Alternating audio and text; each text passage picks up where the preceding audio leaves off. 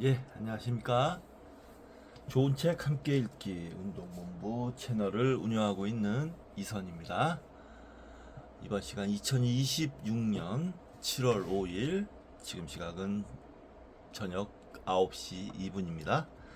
그리고 여기는 대한민국 경상북도 경주시입니다. 야구가 잠실에 비가 왔었나봐요. 비가 갑자기 쏟아져서 경기가 우천 취소가 됐어요. 그래서 야구는 보지 못하고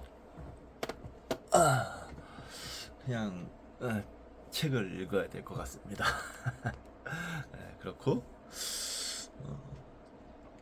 이번이 마지막 그 오스타 브레이크 전 마지막 시리즈라고 말씀드렸었는데 다음 주에 주중 시리즈가 한 번 더 남았더라고요. 네. 일정이 아주 빡빡하네요. 네, 다음 주 주중 시리즈 기대하고요. 자, 지난 시간에 이어서 무로부터의 우주 오디오북 계속하겠습니다. 책을 읽다 보니까 역시 아인슈타인에 대해서 그래도 알아야겠구나 라는 생각이 들었습니다. 전에 아인슈타인의 우주라는 책을 소개시켜 드린 적이 있었는데요. 이번에 다른 책, 자, 아인슈타인의 생각. 예. 알베르트 아인슈타인 쯤 김세영, 정명진 옮김 북을 출판사에서 나왔습니다.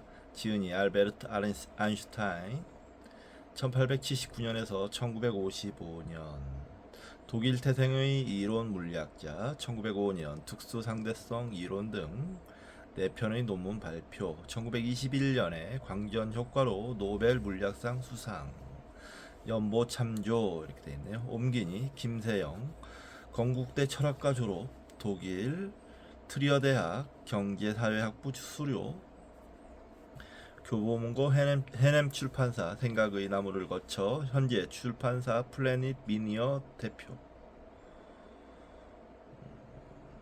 옮긴 책으로는 칼 구스타프 융의 레드북 무엇이 개인을 이렇게 만드는가 등이 있음. 정명진 외국어대를 졸업한 뒤 중앙일보 기자로 사회부, 국제부, LA 중앙일보, 문화부 등을 거치면서 20년간 근무했다. 현재는 출판 기획자와 번역가로 활동 중이다. 몇 가지 책들이 번역서로 소개가 되어 있습니다.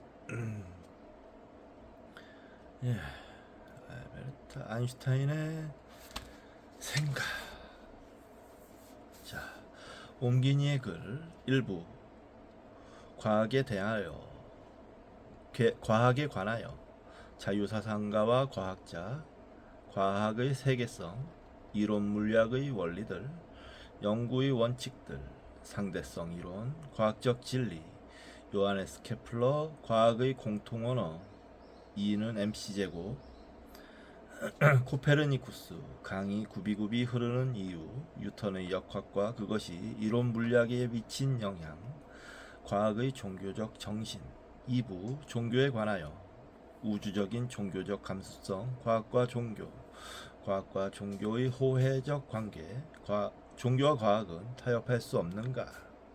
3부 유대인에 관하여 유대인의 관점이란 것이 있는가. 그들은 왜 유대인을 미워하는가. 유대인이란 도대체 어떤 존재인가. 헬파우 박사에게 보낸 편지, 유대인 공동체, 팔레스타인 재건을 위해 1, 팔레스타인 재건을 위해 2, 시오니즘, 워킹 팔레스타인, 기독교와 유대교, 유대인의 이상, 탄압이 자극제가 될 때, 유럽 유대인의 분산, 이스라엘의 유대인, 독일을 떠나는 이유, 반유대주의 모임에 참석하기를 거부하는 이유. 4부 평화에 관하여 미국의 첫인상, 평화를 위한 학생들의 노력, 1932년 군축회의, 지그문트 프로이트에게 전쟁과 평화, 문화와 세계 평화, 핵전쟁이냐 평화냐, 군대식 사고방식, 윈 월드상을 받으면서 지식인들에게 보내는 메시지. 인류의 미래, 왜 사회주의인가? 국가 안보. 5부 개인에 관하여 내가 본 세상, 생명의 의미, 인간 존재의 진정한 가치, 선과 악, 사회와 인격, 국가와 개인의 양심, 인권. 6부 학문에 관하여 고전 문학, 독립적인 사고를 위한 교육, 윤리 문화의 필요성, 문화와 번영, 소수인종, 문화적 쇠퇴의 징후들, 학문의 자유, 다보스의 대학 강의, 선생과 학생, 교육과 세계 평화, 7부 경제에 관하여 부, 세계 경제, 생산과 구매력, 생산과 노동, 알베르트 아인슈타인 연구. 예, 아주 아인슈타인 박사님의 다방면에 걸친 생각을 모아놓은 글인 것 같아요. 지성과 지혜의 아이콘, 천재 물리학자 아인슈타인의 세계관, 이렇게 되어 있는데 흥미롭습니다. 전에는 아인슈타인의 우주라는 우주론에 대한 책이었고, 두 번째 이제 아인슈타인의 생각, 또 한 권 있거든요. 아인슈타인의 나의 세계관 해가지고 있는데, 저 책도 나중에 소개시켜 드리도록 하겠습니다. 자 3장 읽겠습니다. 83쪽 태초의 빛 인용입니다. 그것은 처음에 그랬듯이 지금도 그렇고 앞으로도 그럴 것이다. 영광의 창가 중에서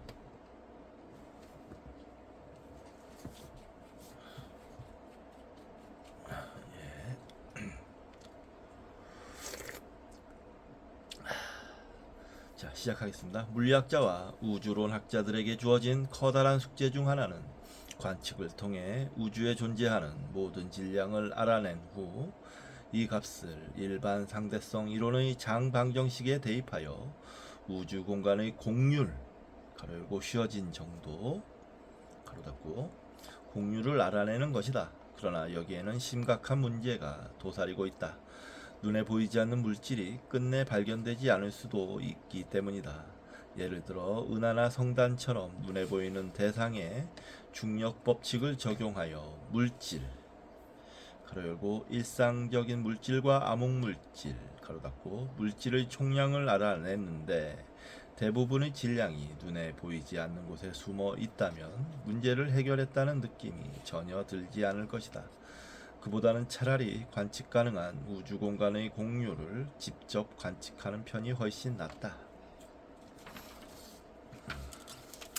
그런데 우주 전체의 3차원 기하학적 구조를 어떻게 관측해야 하는가? 우선 간단한 질문에서 시작해보자. 지구를 돌아다닐 수도 없고 인공위성을 타고 위로 올라가서 내려다볼 수도 없다면 지구가 둥글다는 것을 어떻게 알 수 있을까? 일단 고등학생에게 삼각형 내각의 합이 얼마인지 물어보라.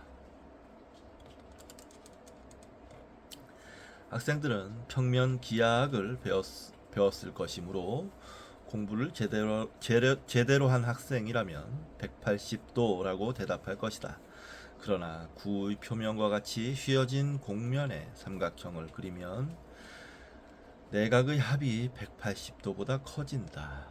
예를 들어 구면의 적도를 따라 직선을 그린 후 한쪽 끝에서 직각 방향으로 직선을 그리면 북극점에 도달한다. 여기서 방향을 90도로 틀어 적도를 향해 또 하나의 직선을 그리면 처음에 그린 직선, 적도 가로 열고 적도 방향으로 그린 직선과 만나면서 뚱뚱한 삼각형이 만들어진다. 그러나 엄연히 세 개의 직선으로 이루어진 도형이므로 삼각형이라는 데는 의심의 여지가 없다. 그런데 내각의 합은 어떤가? 세 개의 각이 모두 90도이므로 90 곱하기 3은 270도이다. 이걸 얘기하는 겁니다. 이 삼각형의 내각의 합은 270도입니다. 위에 든 사례는 2차원이지만 가로 열고 아무리 복잡하게 휘어져 있어도 모든 면은 2차원이다. 가로 닫고 3차원에도 동일한 논리가 적용된다. 평평하지 않은 면에 적용되는 기하학, 즉 공면 기하학을 처음 고안했던 수학자들은 3차원에서도 동일한 가능성이 존재한다는 사실을 잘 알고 있었다. 19세기에 가장 유명했던 수학자 칼 프리드리 가우스는 우리의 우주가 휘어져 있을 수도 있다는 가능성을 발견하고 흥분을 감추지 못했다. 그는 1820년에서 1830년대에 작성된 측지 데이터에 기초하여 독일의 호헤르 하겐과 인젤베르크 그리고 플로겐에 있는 세 개의 산봉우리를 기준 삼아 공간의 공률을 계산했다.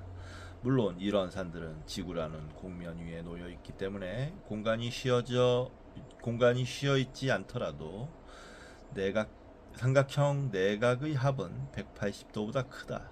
즉 배경 공간이 휘어져 있다 해도 지구 구면에 의한 효과가 섞여서 정확한 값을 알아내기가 쉽지 않다. 가우스는 이 사실을 잘 알고 있었을 것이므로 관측값에서 구면에 의한 효과를 제거하고 남은 값이 배경 공간의 공률이라고 생각했을 것이다.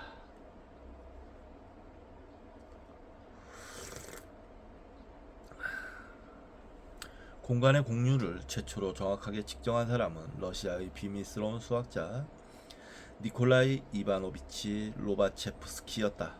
그는 가우스와 달리 대담하게도 쌍곡 기하학의 가능성을 공식적으로 발표한 두 명의 수학자 중 한 사람이었다. 쌍곡 기하학적 공면에서 두 개의 평행선은 무한대로 멀어지며 내각형 내각의 합은 180도보다 작다.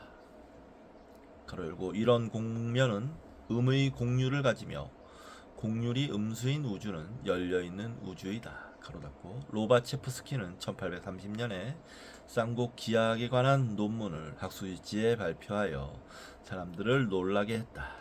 그로부터 얼마 지나지 않아 로바체프스키는 별을 대상으로 삼각형의 각도를 측정하면 우주의 공률을 알아낼 수 있다고 주장하여 사람들을 또 한 번 놀라게 했다. 밤하늘에서 가장 밝은 별인 시리우스와 태양을 중심으로 대척점에 놓인 지구의 두 위치 가로 열고 6개월 간격 가로 닫고 로 삼각형을 만들어서 측정하면 우주의 공률을 알 수 있다는 것이다. 그는 직접 관측을 시도한 끝에 우주 공간의 공률이 적어도 지구 공전 반지름의 16만 6천 배 이상이라고 결론지었다. 숫자만 보면 제법 큰 것 같지만 우주적 스케일에서 보면 거의 0이나 마찬가지다. 로바체프스키의 생각은 옳았지만 불행히도 당시에는 관측 장비가 부실하여 그의 아이디어를 입증하지 못했다. 그러나 그로부터 150년이 지난 후 우주로는 새로운 혁명을 맞이하게 된다. 이론적으로만 예견되었던 마이크로파 우주 배경 복사가 관측을 통해 실제로 발견된 것이다. 우주 배경 복사는 빅뱅이 남긴 빛의 잔해로서 빅뱅이 실제로 일어났음을 입증하는 또 하나의 사례이다. 우주 배경 복사를 통해 탄생 초기의 뜨거웠던 우주를 직접 관측할 수 있기 때문이다. 빅뱅이 일어나지 않았다면 태고의 열기가 지금까지 남아있는 이유를 달리 설명할 방법이 없다. 우주 배경 복사는 학술적인 내용 외에도 많은 이야기거리를 가지고 있다.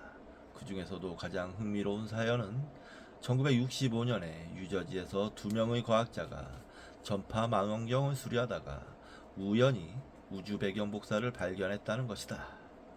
이들의 원래 목적은 망원경에 나타나는 정체불명의 잡음을 제거하는 것이었다. 사실 우주 배경 복사는 이들에게 발견되기 수십 년 전부터 사람들의 코앞에 널려 있었으나 아무도 그 존재를 알아채지 못했다. 40대 이상의 독자들은 케이블 TV 이전 시대에 방송국 송출이 중단되거나 방송이 할당되지 않은 채널에 TV를 맞췄을 때 화면에 나타나는 부정형 패턴을 본 적이 있을 것이다. 이 신호들 중 약 1%는 빅뱅의 잔해인 우주 배경 복사였다. 그러니까 TV를 보유한 가정에서는 천문학자들이 그토록 애타게 찾던 우주 배경 복사를 안방에서 맨눈으로 보고 있었던 셈이다. 예, 저도 봤습니다. 좀 나이 어리신 분들은 잘 모르겠지만 막 이게 막 뭐라 그래야 될까요? 막 별빛 같은 게 그냥 조그마한 별빛 같은 게 화면 가득 이렇게 채워져 있는 그런 화면이에요. 흑, 흑백으로든 칼라든 막 반짝반짝 막 모든 면에서. 근데 그 중에 1%가 우주 배경 복사였다는 겁니다.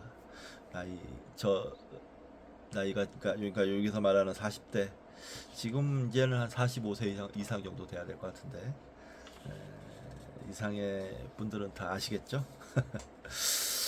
우주 배경 복사의 근원을 찾는 것은 그리 어렵지 않다. 멀리 있는 천체일수록 그곳에서 방출된 빛이 지구까지 도달하는데 오랜 시간이 걸리기 때문에 망원경으로 먼 곳까지 본다는 것은 그만큼 먼 과거의 모습을 본다는 뜻이다. 그런데 우주의 나이는 유한하므로 가로 열고 137억 2천만 년.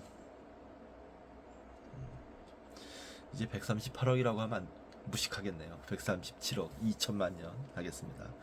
초고능 고성능 망원경으로 아주 먼 곳까지 볼 수 있다면 충분히 과거로 돌아가 빅뱅을 관측할 수 있을 것 같다. 과연 그럴까? 원리적으로는 가능하다.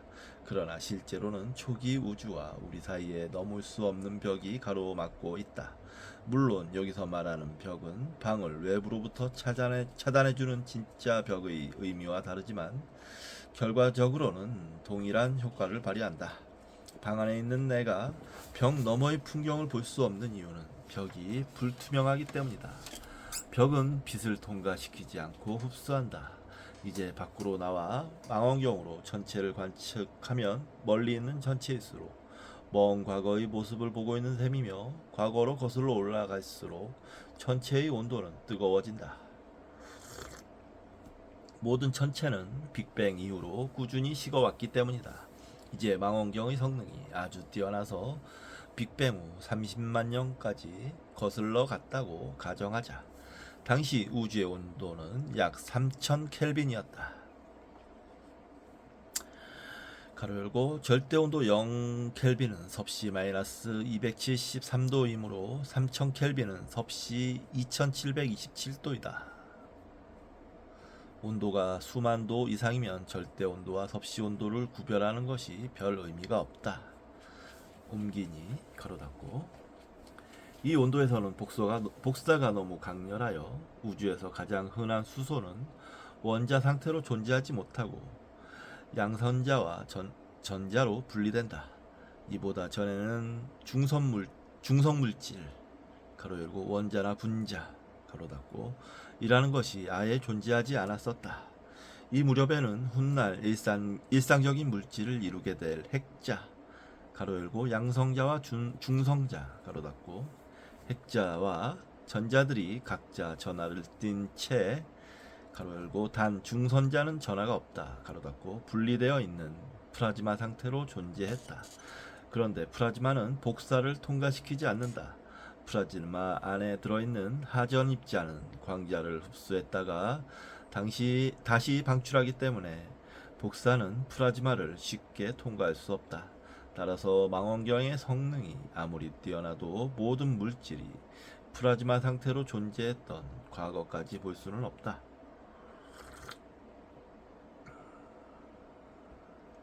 플라즈마는 방을 에워싸고 있는 벽과 비슷하다. 내가 벽을 볼 수 있는 이유는 벽의 표면을 이루고 있는 원자들 속의 전자가 방 안의 조명에서 방출된 빛을 흡수했다가 다시 방출했고 벽과 나 사이에 있는 공기가 투명하여 벽에서 방출된 빛이 내 눈에 도달했기 때문이다.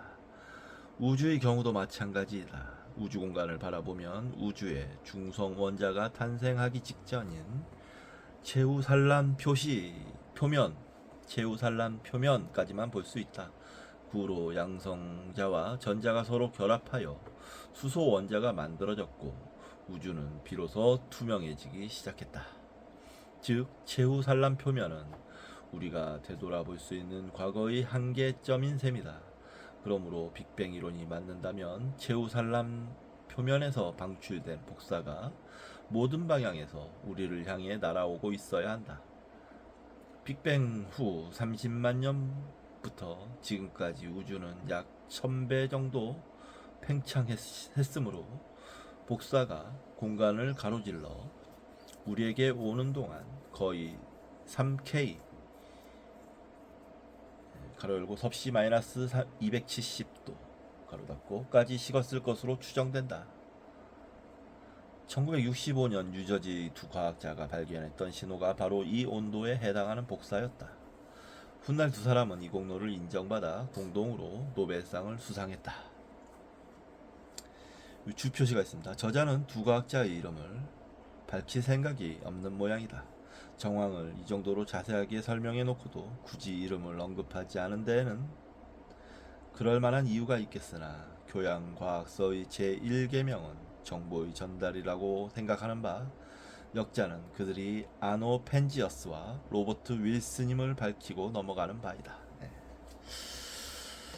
좀 어떤 다큐에서 봤는데 이 발견에 대해서 이 사람들이 노벨상을 받는 거에 대해서 설왕설래가 많았던 거 봐요. 뭐 어떤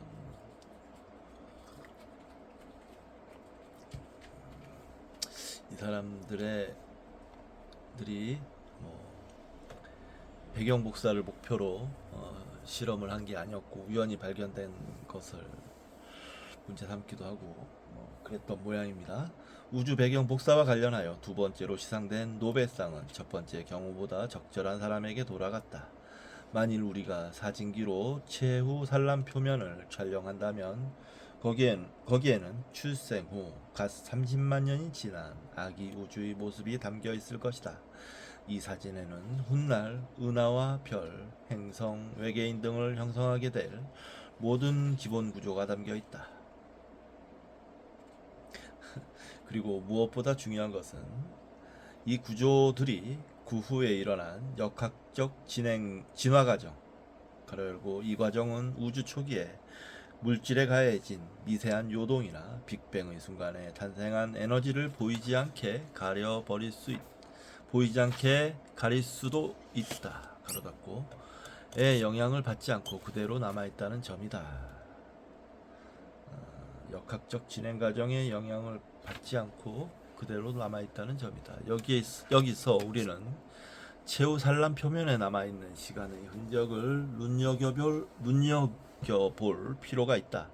지구에 있는 관측자가 볼 때 1도의 시야각은 최후 산란 표면에서 약 30만 광년 거리폭에 해당한다.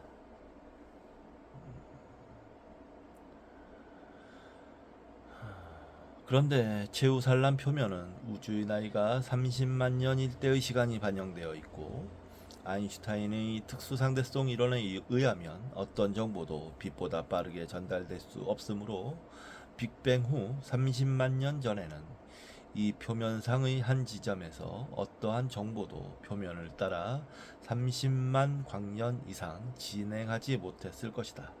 이제 폭이 30만 광년보다 작은 한 덩어리의 물질을 생각해보자. 이런 덩어리는 자체 중력에 의해 이미 붕괴가 시작되었다. 그러나 폭이 30만 광년보다 넓은 물질 덩어리는 이 시점 가로 열고 빅뱅 후 30만 년 가로 닫고이 되어도 아직 붕괴가 시작되지 않았다. 왜냐하면 이들은 자신이 덩어리라는 사실조차 아직 모르고 있기 때문이다. 중력은 빛의 속도로 전달되기 때문에 빅뱅 후 30만 년이 지난 시점에는 아직 가로 열고 폭이 30만 광년 이상인 가로 닫고 덩어리 전체에 전달되지 않았다. 로드러너라는 만화에서 코요테가 로드러너를 정신없이 쫓아가다가 절벽을 지나 허공에 떴을 때 잠시 동안 그 자세로 멈춰 있다가 떨어지는 것처럼 물질 덩어리는 덩어리 전체에 중력이 전달될 때까지 기다렸다가 우주의 나이가 그 시점 가로 열고 중력이 덩어리 전체에 전달되는 시점에 이르면 비로소 붕괴되기 시작한다. 이로부터 우리는 하나의 특별한 삼각형 영역을 골라낼 수 있다. 삼각형 밑변의 길이는 30만 광년이고 옆변의 길이는 최우산란 표면과 지구 사이의 거리에 해당한다. 이것을 그림으로 표현하면 아래 그림과 같다. 이겁니다. 이 그림. 혹시 이해가 되시는 분이 계실까요? 산란 표시. T는 이해가 될랑말랑합니다. 저는. 가장 큰 물질 덩어리는 이미 붕괴가 시작되어 장차 마이크로파 배경 복사의 영상에 불규칙한 무늬로 남을 것이다.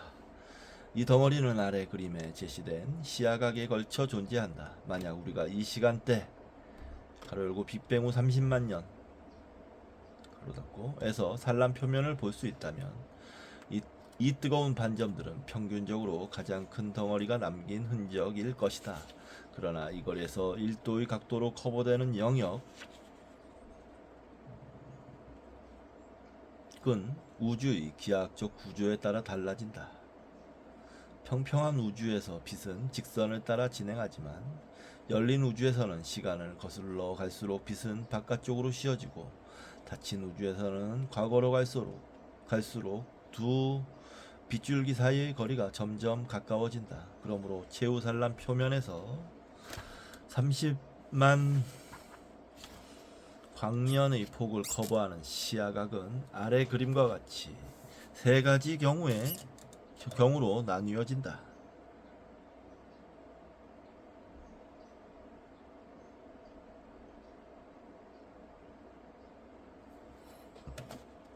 그림 보여드리겠습니다.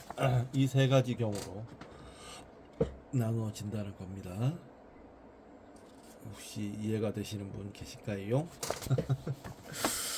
저는 더더욱 이해가 안 되고 있지만 뭔가 좀 잡히는 그런 건 뭔가 알쏭달쏭한 게 있긴 있습니다.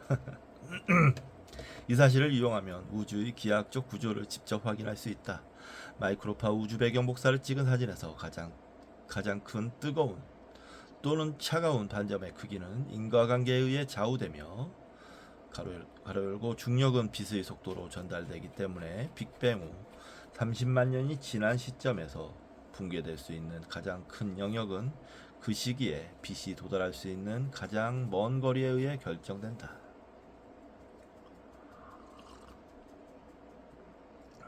가로 닫고 지구로부터 특정 거리에 있는 최우산란 표면 중 특정 시야각 안에 들어오는 영역의 크기는 우주 공간의 곡률에 따라 달라지므로 최우산란 표면을 찍은 사진만 주어진다면 거시적 스케일에서 시공간의 기하학적 구조를 알아낼 수 있다. 이 관측은 1997년에 남극에서 커다란 풍선을 띄어보내는 것으로 시작되었다. 프로젝트의 공식 명칭은 부메랑이었는데 굳이 이런 이름으로 부른 데에는 그럴 만한 이유가 있다.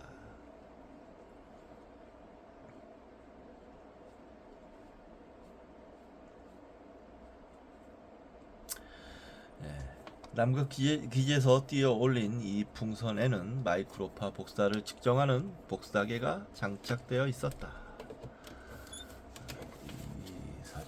이게 남극 실험 사진이에요. 1997년에 이런 실험을 했다는 거예요. 남극에서. 풍선은 전 세계를 한 바퀴 돌 예정이었는데 남극 기지에서는 이 작업을 아주 쉽게 수행할 수 있다. 이론적으로는 남극점이 가장 이상적인 지점이다.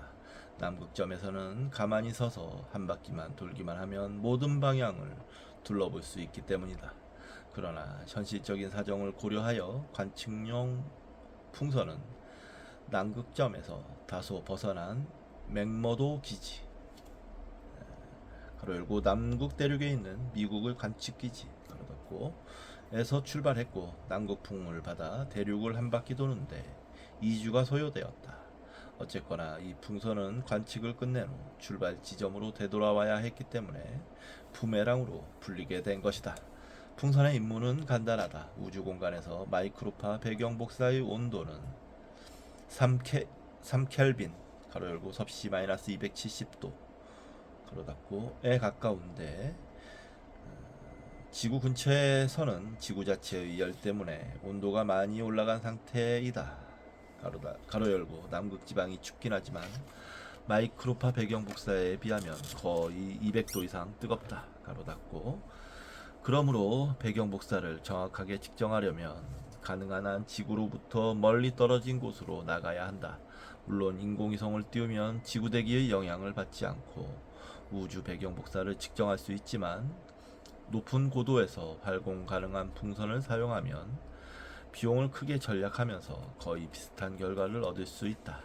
어쨌거나 부메랑은 2주 후에 기지로 돌아왔고 관측 장비 속에는 최후 산란 표면에서 날아온 복사의 일부가 뜨겁고 차가운 반점의 형태로 저장되어 있었다. 오른쪽 그림은 부메랑이 관측한 우주 배경 복사를 남극 기지 근처의 하늘에 표현한 것이다. 가로 열고 뜨거운 반점은 어둡게, 차가운 반점은 밝게 표현되었다.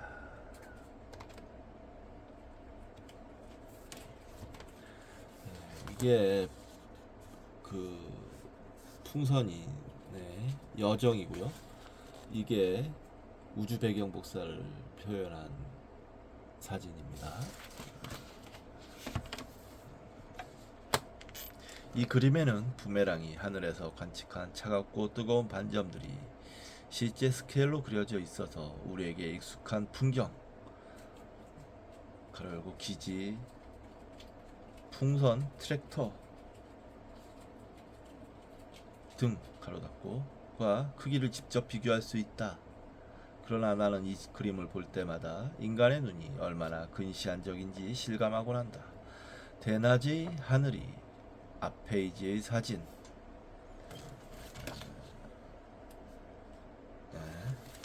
아까 실험하던 사진.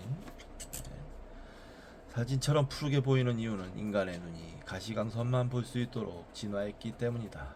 우리 눈에 보이는 빛은 소위 말하는 가시광선으로 한정되어 있는데, 그 이유를 굳이 찾는다면 태양에서 방출되는 빛 중 가시광선이 가장 강하기 때문이며, 다른 파장대의 빛은 대기 중에서 대부분 흡수되어 지구 표면에 도달하지 않기 때문이다. 가로 열고 가시광선 영역 밖에 있는 복사 빛은 대부분 우리 몸에 해로움으로 매우 다행스러운 일이 아닐 수 없다. 가로 닫고 만일 우리의 눈이 마이크로파를 보는 쪽으로 진화했다면 낮이나 밤이나 하늘에는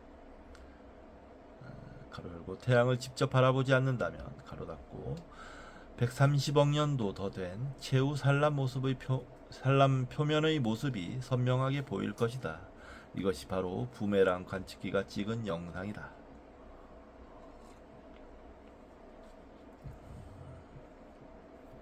부메랑의 첫 비행은 거의 기적에 가까울 정도로 운이 좋았다. 남극 대륙의 환경은 매우 혹독한 데다 예측하기도 쉽지 않다. 2003년에 실행된 두 번째 비행에서는 풍선이 오작동을 일으키고 폭풍까지 부는 바람에 대부분의 장비를 거의 잃어버릴 뻔했다.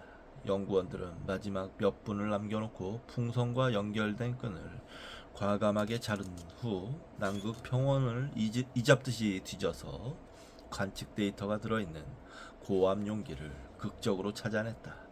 부메랑이 촬영한 데이터를 분석하기 전에 다시 한번 강조하고 넘어갈 것이 있다. 부메랑이 촬영한 영상에서 뜨거운 반점과 차가운 반점의 실제 크기는 최후 산란 표면의 물질적 특성에 의해 좌우되는 반면, 측정된 크기는 공간의 기하학적 구조에 따라 달라진다는 것이다.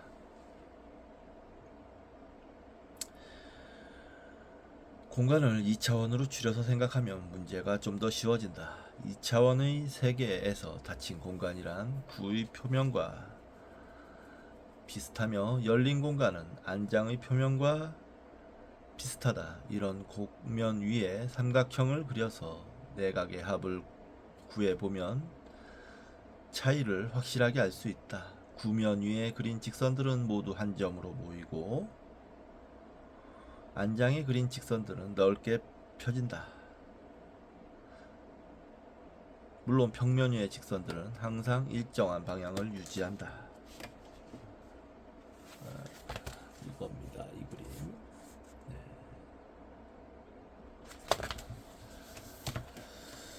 이제 100만 불짜리 질문을 던져보자. 부메랑 영상에서 뜨거운 반점과 차가운 반점의 크기는 얼마나 되는가? 부메랑 연구진들은 이 질문의 답을 찾기 위해 열린 우주와 닫힌 우주 그리고 평평한 우주의 뜨겁고 차가운 반점 분포도를 컴퓨터로 만들어낸 후 관측을 통해 얻은 마이크로파 배경 복사의 분포를 이들과 비교했다.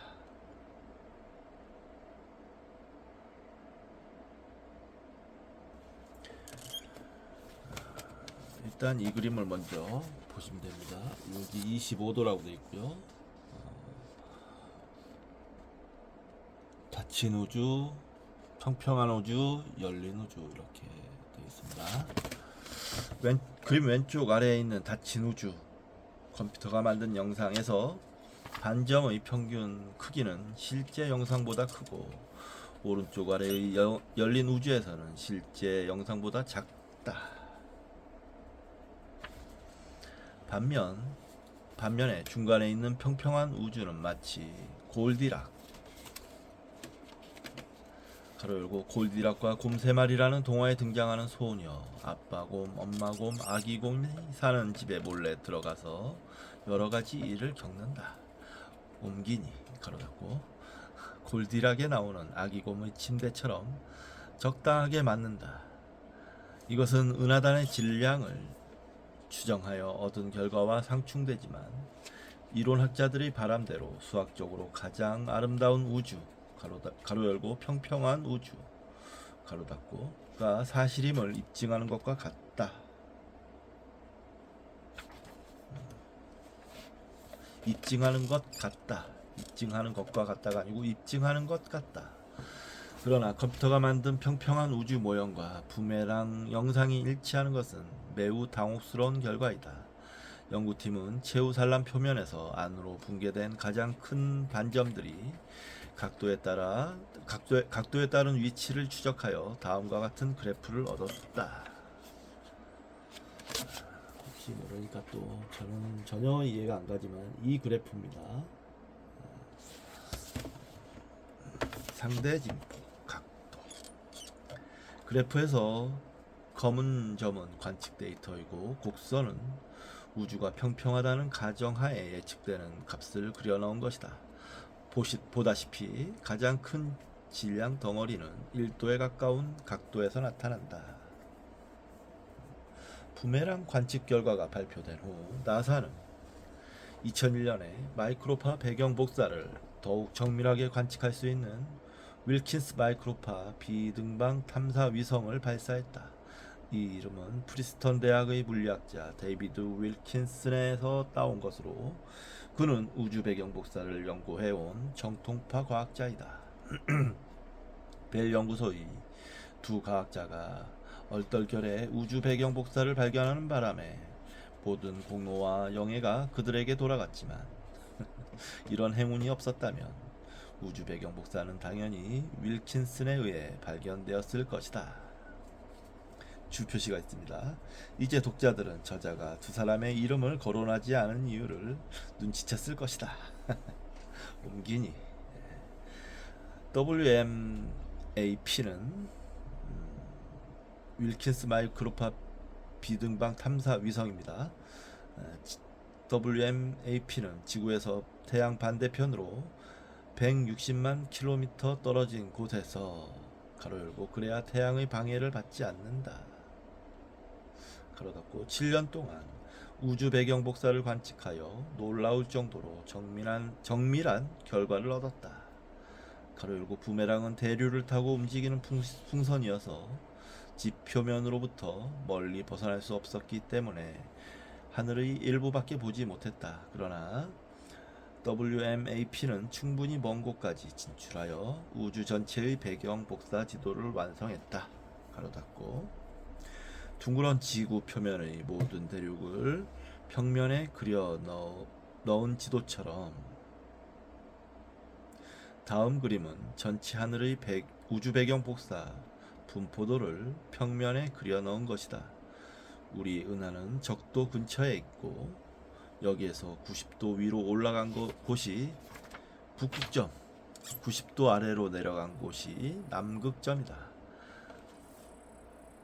최우산란 표면에서 방출된 복사를 가능한 한 정확하게 표현하기 위해 은하의 모습은 생략되었다. 이게 유명한 우주의 모습입니다. 우주 배경 복사를 근거해서 만들어진 우주의 지도.